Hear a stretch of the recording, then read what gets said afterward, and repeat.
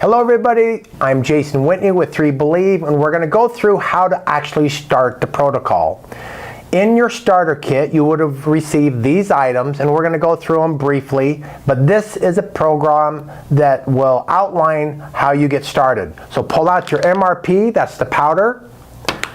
You want to pull out the, it'll say Pro 22 down in the bottom corner, and it'll be either the chocolate or the vanilla, whichever you prefer, it doesn't matter.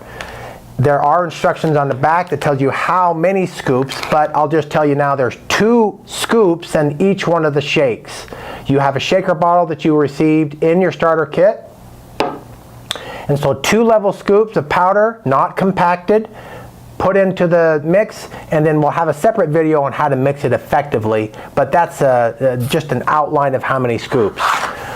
So you'll use your MRP, you'll mix your shake, you'll use 2 full pumps. Don't do half pumps, you want to do a full pump of the oil, and then here's the outline. We're going to zoom in on this document. Don't worry if you can't see all the fine writing. We will have it emailed to you so that you'll be able to open it up as a PDF and print it off for detailed reading. But you'll see that the one that we're going over is the first week of the program is phase 1, week 1 only. If it doesn't say week 1 only, then that's not the right sheet. Just make sure you're going off of this one. It's divided into 4 meals. Here you have the breakfast, you have the lunch, you have the dinner, and you have the 4th meal. I promise you this is not going to be a starvation diet. You're going to be fed, you're going to be full, and you're just not going to have all that stuffy, stuffed feeling on your meals, but you will have some cravings the first week. But I'll take care of those about day 5 of the protocol. So you'll see on your outline that I want you to have your shake within 45 minutes of waking up. So now be looking at your paper, and I want you to refer to the breakfast section. Now you know where it's at. You'll say that have it within 45 minutes of waking up. If you wake up and you're staying in bed, not moving around, that doesn't count. Waking up means you're getting up, out of bed, you've started your day. If you don't have your meal within 45 minutes, your body thinks that you're headed into starvation mode because you haven't been eating for 8 or 9 hours. You went to bed, unless you're a sleep eater and you're getting up in the middle of the night and raiding your refrigerator. Let's hope that that's not happening. Then your body's in starvation mode when your metabolism starts kicking up. I want the cortisol, that is an enemy to fat burning, to be subdued. In the shake, there's 2 ways to be able to subdue cortisol because it will kick you out of ketosis. We want to be in ketosis because that's in fat burning. And one way is to feed yourself. The other way is a nutrient called, a natural extract called ashwagandha. It's a great product, and it will suppress your cortisol levels by about 31%. Extra little boost, that's a good thing. Mix your shake, drink it in the morning. I want you to have 2 pumps, and then you'll see also in here that you can have 4 ounces of milk. The kind of milk I'm talking about is not cow's milk. I'm talking about something like this. If you'll zoom in on this, I want to tell you the right kind to get. This one example is almond and cashew blend, one of my favorites, yummy, yummy. But you'll see up here that it says unsweetened. Not always do they say unsweetened, so I want you to turn it over to the nutritional panel, and I want you to look and see where the carbohydrates is listed. If it says more than 3 grams in this column right here, you cannot have it. That means it's sweetened. Almost all of the almond, coconut, and cashew is at 1 gram. This is okay. This is a great mix. It just gives it a little bit more creaminess, and it's not absolutely required, but it just is a nice addition if you want to change it up a little bit. Just make sure that you don't use more than 4 ounces. That's half a cup in your shake. The rest is water. You can put as much water in it as you want. If you want ice in it, put it in your blender and mix it up. That's fine, no problems. It has to be enjoyable. If you continue to look down in your sheet, you'll see that there's nothing else after your milk category. That means that you're not supposed to have anything else. but this will fill you up. When I first started this protocol, I was 282 pounds. I'm about 212 now. I lost 72 pounds. I thought that even though I was a formulator and I came up with this program, that I would starve to death. I was eating all kinds of food, and I was afraid that even though I created it, that I would be hungry all the time. Trust me, you're going to be satisfied. It'll last for 4 to 5 hours before you're hungry in the next meal. Now, if you're hungry by the time lunch rolls around, that's okay. That's a natural time that you're supposed to be hungry. That's your body signaling you to eat. So that's a good thing. Thumbs up. If you look over on the far right of the page, you'll see that there's a list of milks. All right? You cannot have any soy. Women should never have soy. Men shouldn't have soy either. So just consider that off your list, all right? And so those are the milks that are permitted and allowed, and you've had your food. Now we come into the lunchtime. 4.5, 5 hours later, you do the same thing. 2 scoops, 2 pumps in your mixture, and you can have that milk again if you like, but you'll notice that there's a green lettuce here. You can have 1 to 2 cups of vegetables or lettuce, or actually unlimited lettuce. Now, lettuce would include iceberg, romaine, spinach, cabbage. Any of those are included. If you want to add some vegetables to it, then you look down in the green category that lists all the vegetables that you're permitted. In the brown is all the meats that you're permitted. If it's not listed in these 2 categories, then you're not allowed to have it. I'm trying to eliminate the starches and those that have natural sugars in it. That includes things like tomatoes and carrots and potatoes, sweet peas. If it's not on the list, I don't want you to have it, because it'll give us too many carbohydrates. I gotta have you have less than 20 grams of carbs on a daily basis. That'll give you a maximum level of ketosis. And then we go to our dinner time. You'll see there that it has 7 ounces of fish or seafood and 5 ounces of beef, poultry, or pork. Now, you don't have to weigh it every time. 5 ounces is about the size of the palm of your hand, and that's just fine. If you eat a little bit more than that, it's all right. If you eat a little bit less, you're not going to starve to death. That's okay. You can season it. If you look down on your sheet, under seasoning, you can list any or use any of the things that are listed there. Now, on purpose, I put no balsamic or red wine vinegar, because there are some manufacturers that use sugar in balsamic vinegar or balsamic seasoning. Just buy a brand, look at the ingredients that does not have any sugar in it, and then that's fine. If you like balsamic vinegar or red wine vinegar that does have a little bit more sweetness to it, then use the sweetener that we put in your starter kit to sweeten up the brand that you buy at the store that has none in it. Then you're okay. And then we've moved on to our, you'll see that there's another lettuce head after the dinner, and you can add that, those lettuce and vegetables again. Now, if you're not a fan of the lettuce and vegetables, you don't have to have it. In each shake that I'm giving you, there's an equivalent nutritionally of 38 pounds of fruits, vegetables, meats, dairy, fiber, and all the polynutrients that I'm giving you. Your body could not physically hold 38 pounds of food that you're getting in one shake. It is extremely nutrient dense. If you have any friends that have had bariatric surgery where they had their stomach size reduced, talking with them, they've told you that their stomach originally was only the size of a tablespoon. That's how much food that they could eat at one time, because they simply can't eat anymore. That's how and why they lost the weight that they did.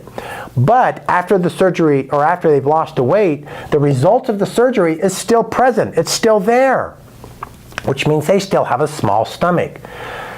That's why our food is excellent for bariatrics. Doctors and patients or physicians recommend it to their patients that have gone through this surgery because it's so nutrient dense. That is a great way to introduce those that have had that surgery to our program, and thus to your business. So now we've moved on to our 4th meal of the day. You just space that out between 4 or 5 hours after your meal, and you'll see there that there's some writing that says that you can have the shake immediately after exercise or within 20 minutes. Now that doesn't mean that you have to exercise at night. It's just honestly, I didn't have room to put both that information in one column. It looked too crowded. It just artistically did not look good. So we put it over on the other side. If you're working out at night, if you're working out in the morning, if you're working out in the afternoon, it doesn't matter. When you put your muscles under stress, you need to be able to have protein introduced to that muscle within 20 minutes of working out, or your muscle can go what is called catabolic. What that means is let's say I went and worked out my chest really, really hard, and I don't have any proteins, any amino acids to be able to supply that muscle with nutrients so it can rebuild itself. It can go and steal protein from another muscle group. Well, that's called being catabolic. The type of bodies that you've seen that have experienced that is what is called a runner's body. People that run a lot of marathons, they'll be more thin up in their shoulders and their back and their abs, but their muscles and their glutes are very well defined. That's exactly what's happened. Their body has taken the proteins from those muscles as sacrifice for those that were actually being worked out. So that's why I want you to have it within 20 minutes of working out if you're doing that. And then that's your day. You've eaten all 4 meals and you're done. If you're a smaller person, mostly with women, and you find that last meal is really hard to be able to get down, meaning it's just really full, you just don't feel like eating, what you can do is skip that last meal and add a scoop to your breakfast and to your lunch meal. That would mean that you have 3 scoops for breakfast and 3 scoops for lunch. I need you to make sure that you have all the nutrients in your day. So originally you're having 2 scoops here, 2 scoops here, 2 scoops there. That's 6 scoops of the meal replacement. But if you can't stomach all that volume after your evening meal, then simply add 1 scoop here and 1 scoop there. You're still getting your nutrients for the day and everything's good. Okay? Now you'll notice over in the far column that there's half a teaspoon of sodium. Now this is where you use this product. You can really salt your food, or you take 1 capsule in the morning and 1 capsule at night. This is our trace mineral and electrolytes. You need to have sodium. For those of you that are concerned about high blood pressure or even on high blood pressure medication for hypertension, do not worry. What causes high blood pressure is not salt. There is absolutely hundreds of clinical studies that show this. The reason why you have high blood pressure is because you are in an insulin promoting diet, meaning you're eating carbohydrates that tell the pancreas to secrete insulin. Insulin is a master hormone that happens to tell your kidneys, hold on to all the trace minerals, all those that are retaining water, primarily sodium. And so when you go to urinate, you're not reducing, or you're not eliminating the sodium in your body. And so it holds onto that water, and if you do that for a period of time, your body's volume of water / volume of blood increases. Your body was designed to hold only so much blood. If it has more than it needs, then the pressure, because your heart is a closed loop system, it doesn't leak out anywhere, the blood is closed looped, will increase. Your heart has to work harder because you have more blood than you should. That is how you'll lower your blood pressure, is by reducing the amount of blood, because you're releasing the sodium every time you urinate. That's why we have to resupplement. Now let me ask you a question. For those of you who still are not believers, if sodium is so bad, then how come when a person goes into the hospital, before they know anything about you, they don't know whether you're on high blood pressure medication, they don't know if you have high blood pressure at all, what do when they stick an IV in your arm? It's not just saline, it is sodium. Sometimes they'll add some potassium, but potassium is a water retentive mineral as well. So if it's so bad, then how come they're giving you sodium? It's only problematic if you're already in a physiology that is promoting high insulin from your pancreas. We're switching all that around. Instead of having your pancreas secrete insulin, it's secreting glucagon, which does the opposite to your kidneys. It tells them dump everything as you urinate, your problems are solved. And to be honest, you'll love your food with a little bit of salt in it. Trust me. Everyone I talk to, everyone that goes out to dinner with me, they are amazed that I put salt on everything. They tease me. I get them to start the protocol. They start salting everything, and before you know it, they are too. So it's a win-win for everybody. Just read the rest of the information here. You'll see that the first week, down at the very bottom, it says not to exercise. That doesn't mean that I don't want you to exercise in the protocol.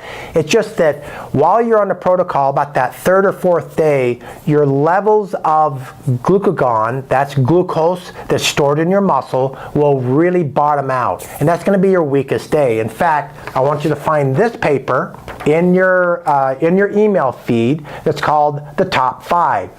In this, flip it over, and you'll see a list of 1 through 7.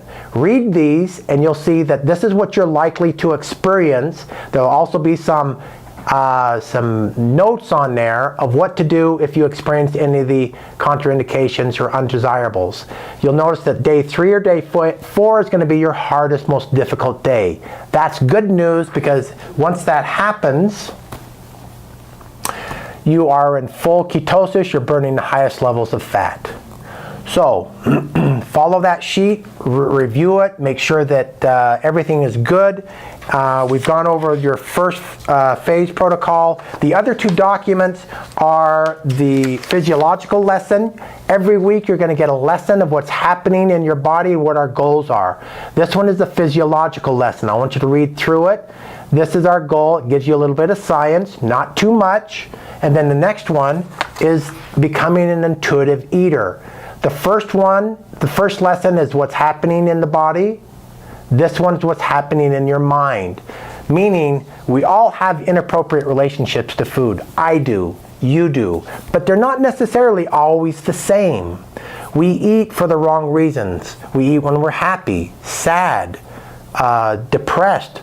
We don't have any reason at all to eat. We're bored and we still eat. Those are not reasons to eat. You eat to sustain life. Now, there's nothing wrong with enjoying the food that you eat, but there's no reason to eat because someone else is eating or because it looks good. That's part of the reason why we're in this state of unhealthy nature. And so I'm going to get you back to your intuitive nature. The best way to describe intuitive nature is this. If you've ever witnessed or you are a mother that nursed your children, there was a time when you were ready to nurse, they were hungry, you were full, and they start nursing and suddenly they turn their head, they don't want it anymore. Now this is before that babies have been talking to other babies and they're getting teased because they're a little chubby, their diapers are looking a little tight, right? They are not influenced by media, by TV, radio, or magazines. They haven't been taught anything about how they should look. They haven't been taught about how full they should be, but intuitively their body is speaking to them that they don't need to eat. I need to get you back to that. This diet will give you more willpower than you've ever experienced because we're going to release you of your cravings. Trust me, it'll work. That is how you start the protocol. Next week, I'll give you new pointers. Thank you very much and success.